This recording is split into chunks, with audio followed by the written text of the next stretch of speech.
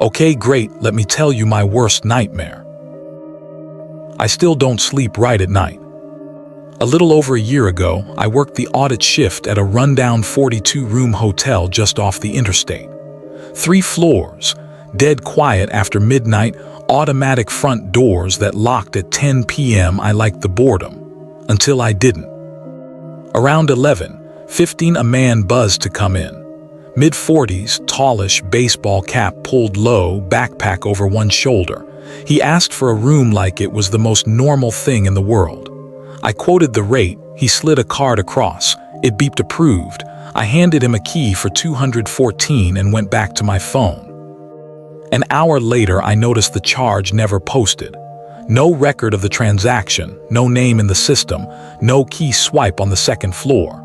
Room 214 still showed vacant. I looked up. He was sitting in the dark lounge, staring at a television that wasn't on.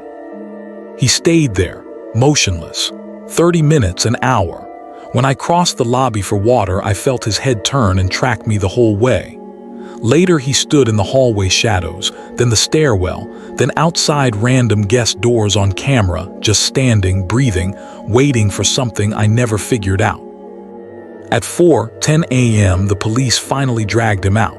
Stolen card, no luggage, no explanation except I like hotels at night. They charged him with trespassing and let me go home shaking. I quit 2 weeks later. Took a job at a 24-hour gas station on County Road 11 instead.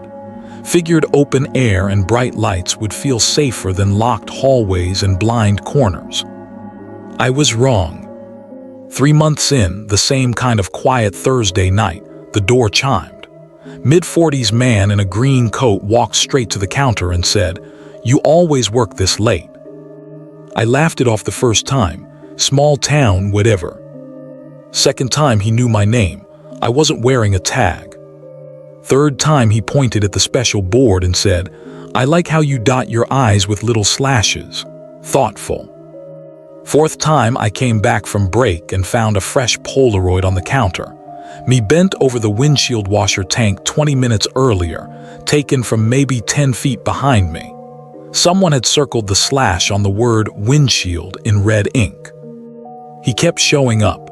Sometimes inside, sometimes just parked at the dark edge of the lot with his lights off. He never threatened me outright. He just noticed. Exactly how long I took on break, which way I walked to my car, the twitch in my left eyelid when I was exhausted, the fact I started locking the bathroom door even when I was home alone. One night he leaned across the counter and asked, almost gently, "You ever get scared being a woman all alone out here?" I had 911 dialed before he finished the sentence. Cops found the notebook in his trunk. 3 months of my life in meticulous handwriting, times I arrived, times I left, what color socks I wore on Tuesday, a whole page where he'd written Meredith until the pen tore through the paper.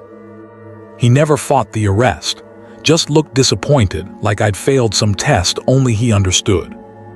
They gave me a restraining order, and the company transferred me 2 hours away to day shift at a busy station near the highway. Bright lights, constant customers, no more closing alone. But every once in a while, when the store is quiet and the clock hits 1:17 a.m., the exact time the hotel guy first buzzed in, I still feel someone watching from a corner the cameras don't quite reach. And sometimes, when a man in a green coat or a baseball cap buys a bottle of water and lingers just a second too long at the counter, I catch myself staring at his hands, waiting to see if he dots it with circles or little slashes.